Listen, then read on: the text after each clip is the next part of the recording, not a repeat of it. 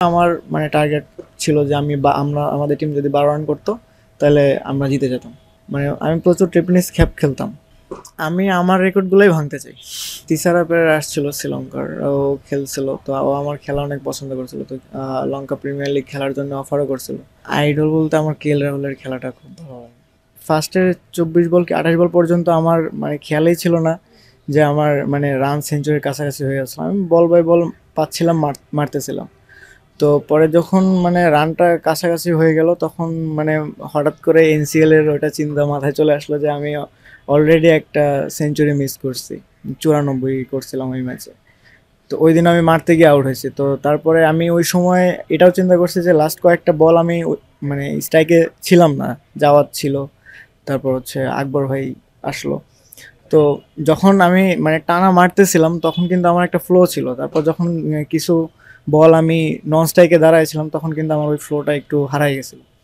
তো যার কারণে পরে চিন্তা করলাম যে না, একটু সেফ খেলে আগে সেঞ্চুরিটা করি, তারপরে দেখা যাবে। ওই যে ফার্স্টের সেঞ্চুরির কথাটা বা সূর্যবংশীকে টপকায় যাওয়ার কথা, ওটা কি মাথায় আসছিল কেন ওই সময়? না, খেলার মধ্যে এরকম কোনো কিছু মাথায় আসেনি। পরে যখন দেখছেন যে সেঞ্চুরিটা করলাম, যেভাবে মারতেছিলাম আর কি, প্রতি বলে ব্যাটে লাগতেছিল, প্রতি বলে ছক্কা হইতেছিল, এবং আমি যদি ভুল না করি আপনার 17টা বাউন্ডারি ছিল বা এই টাইপ কিছু একটা, বা 17 বা এই টাইপের, তখন কিছু মনে হইতেছিল কিনা যে না, করা যাইতো হয়তো? হ্যাঁ, অবশ্যই করা যেত। আমি খুব ক্লোজ, ধরেন 25 কি 26 বলে আমি 88-এর মতো করছিলাম। 24 বলে। তো ওখান থেকে পরে 12 বলে 11 রান। এটা পরে আমি যখন খেলা শেষ করছি তখন ভাবতেছিলাম যে দুই না, বেশি হলে, খুব বললে 4টা বল হইলে আমি সেঞ্চুরিটা করতে পারতাম। আনফর্চুনেটলি হয় নাই। পরে এটা নিয়ে একটু খারাপ লাগার কিছু নাই। আলহামদুলিল্লাহ। পরে মনে হচ্ছিল যে চেষ্টা করলে হয়তো বা পারতাম। অনেক দল, অনেক ক্রিকেটাররা ছিলেন, অনেক লেজেন্ডারি ক্রিকেটার কোচিং প্যানেলে ছিলেন, কেউ কোনোভাবে অ্যাপ্রিসিয়েট করেছে কিনা বাংলাদেশের বাইরে যে তোমার ব্যাটিংটা খুব সুন্দর বা ভালো লাগছে? না, হ্যাঁ, মোটামুটি সবাই ইয়া করে। তাসকিন ভাইও দেখলাম আমাকে নিয়ে পোস্ট করছে, আরো অনেক শান্ত ভাইয়ের সাথেও কথা হয়েছে। তো অনেক বড় ভাই আছে, অ্যাপ্রিসিয়েট করছে। দারুণ একটা টুর্নামেন্ট গেল, এবং এই টুর্নামেন্টে মনে হয় মানুষও আপনাকে, আমরা অনেকে আপনাকে চিনতাম, বাট মানুষ হয়তো আপনাকে নতুন করে দেখেছে। এই টুর্নামেন্টটাকে আপনি কিভাবে ব্যাখ্যা করবেন, এবং আপনার আসলে ওয়ার্ক এথিক্সটা কি, মানে আপনি কিভাবে খেলতে পছন্দ করেন? না, আলহামদুলিল্লাহ, ওভারঅল টুর্নামেন্টটা ভালো গেছে। তো আমি সব সময় মানে আমি আমার ন্যাচারাল খেলাটাই খেলার চেষ্টা করি। তো দলের জন্যে মানে আমি আমার খেলাটা দিতে পারছি, এর জন্য অনেক ভালো লাগতেছে। আপনাকে দেখলাম যে প্রথম বল থেকে আপনি হিট করতেছেন, মানে চাওয়াটাও কি ওইটাই হয় না যে প্রথম বল থেকে হিট করা, প্রথম বল থেকে আমি ছক্কা মারবো? হ্যাঁ, অবশ্যই। আমার টিমের যারা টিমমেট আছে, কোচ আছে, সবাই আমার কাছ থেকে ভালো কিছু আশা করে। তো সবাই মানে চায় যে আমি সার্কেলটা ভালোভাবে ইউজ করি, আর আমার খেলার প্যাটার্নটাই ওরকম যে সার্কেলটা যেন আমি খুব ভালোভাবে ইউজ করতে পারি। তো এই জন্য ওরা আমাকে ফ্রি লাইসেন্স দিছে, আমি জাস্ট ওটাই মানে চেষ্টা করছি। ফাইনালের দিন আসলে আপনি নন স্ট্রাইকে চলে গিয়েছিলেন, ওই সময় আসলে কেমন লাগতেছে? মনে হচ্ছিল কি না 4-5 রান হলে জিততে পারতাম ম্যাচটা? হ্যাঁ, অবশ্যই। আমি ভাবছিলাম বলতে আমার মানে টার্গেট ছিল যে আমাদের টিম যদি 12 রান করতো তাহলে আমরা জিতে যেতাম।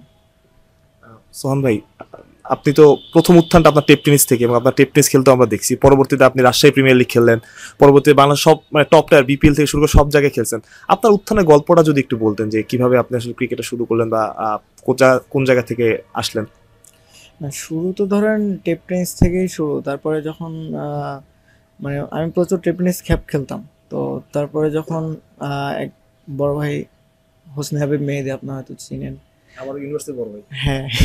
তো উনি হচ্ছে আমাকে সর্বপ্রথম মানে ঢাকা লিগ খেলার সুযোগ করে দেয় আহ, পূর্বাচল স্পোর্টিং ক্লাব থেকে। তো ওখানে আমি প্রায় ওই সিজনে 450-র মতো রান করছিলাম টি-20-তে। টি-20তে 250, আর হচ্ছে ওডিআইতে 450 করছিলাম। তারপরে উনি আবার আমাকে প্রিমিয়ার লিগে একটা টিম দিছিল, কাজী গ্রুপ। তো তারপরে যখন প্রিমিয়ার লিগ খেললাম তখন মনে হলো যে না, আমার এগেনস্টে মুশফিক ভাই খেলতেছে, সাকিব ভাই খেলতেছে, তামিম ভাই খেলতেছে। তখন আর কি খেলার মানে মজাটা আর কি আরও পেলাম যে না, আমার এই লেভেলটা খেলতে হবে। তো তারপরে আমি আমার খেলার প্যাটার্ন অনুযায়ী মানে ভিতরে একটা স্বপ্ন ইয়ে করলাম যে আমার ন্যাশনাল টিমে খেলতে হবে, ভালো কিছু করতে হবে, এদের সাথে ড্রেসিং রুম শেয়ার করতে হবে।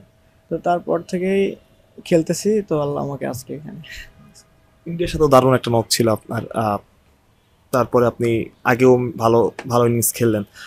সবকিছু মিলিয়ে আসলে এখন কি মনে হচ্ছে, আর আপনার ক্যারিয়ারের মানে যদি আপনাকে ক্রেডিট দিতে বলা হয় যে আপনার এই জন আশেপাশে এই কটা মানুষের ক্রেডিট আছে, ফ্যামিলি হোক বা আপনার যেই হোক, তুমি কাকে আসলে ক্রেডিটটা দেবেন? ভাই ক্রেডিট এখনো ধরেন আমার একটা স্বপ্ন যেটা আছে, সব প্লেয়ারেরই স্বপ্ন যেটা থাকে ন্যাশনাল টিম। আমি যখন আমার স্বপ্ন পূরণ করতে পারবো তখন আমি এইটা বলবো, এর আগে এখন সোহান ভাই মানে যেটা বলছিলেন যে আপনার স্বপ্ন আছে ন্যাশনাল টিমে খেলা, একটা শুনেছিলাম যে অনেক আগে আপনি যখন রাষ্ট্রীয় প্রিমিয়ার লিগ খেলতেছেন, একটা ইন্টারভিউতে সম্ভবত শুনেছিলাম যে শ্রীলঙ্কা থেকে আপনার অফার এসেছিল যে শ্রীলঙ্কাতে যে খেলার, ওই গল্পটা যদি একটু বলতেন আবার। না, ওইখানে ওই যে তিসারা পেরেরা আসছিল শ্রীলঙ্কার, ও খেলছিল, তো ও আমার খেলা অনেক পছন্দ করছিল, তো লঙ্কা প্রিমিয়ার লিগ খেলার জন্য অফারও করছিল। তো সামহাও পরে কোনো একটা কারণে হয়তো আমি যেতে পারিনি, সেই কারণটা আমি এখনো জানি না। পরে অফার দিছিল এটা আমাকে সরাসরি, বাট পরে কি জন্য হয়নি সেটা জানি না। লাস্ট দুটো প্রশ্ন করি যে এখন আসলে কি মনে হয় যে মানে আপনার সবার তো একটা আলটিমেট লক্ষ্য থাকে যে আপনারা সেঞ্চুরি করলেন, সেটা এই দলের হয়ে বা প্রিমিয়ার লিগে, ন্যাশনাল টিমে যারা সেঞ্চুরি করেন আপনি, আপনাকে সবাই আমরা পাওয়ার হিটিং এর জন্য আপনি ওটাই পছন্দ করেন আমরা জানি, আপনি কত বলে একটা সেঞ্চুরি করতে চান যদি আপনার ওই সুযোগটা আসে? আমি আমার রেকর্ডগুলোই ভাঙতে চাই। এই এক কথাই বলবো যে আমি যেমন ওর লিস্টেতে 49 বলে করছি, আমি চাই আরও কম বলে লিস্টেতে সেঞ্চুরি করতে, আমি টি-20-তে আরও কম বলে সেঞ্চুরি করতে, মানে আমি আমার রেকর্ডগুলোই ভাঙতে চাই। একদম লাস্ট প্রশ্ন, আপনি আসলে কাকে আইডল মানেন? আইডল কেউ আছে, কার খেলা ভালো লাগে? আইডল বলতে আমার কেএল রাহুলের খেলাটা খুব ভালো লাগে।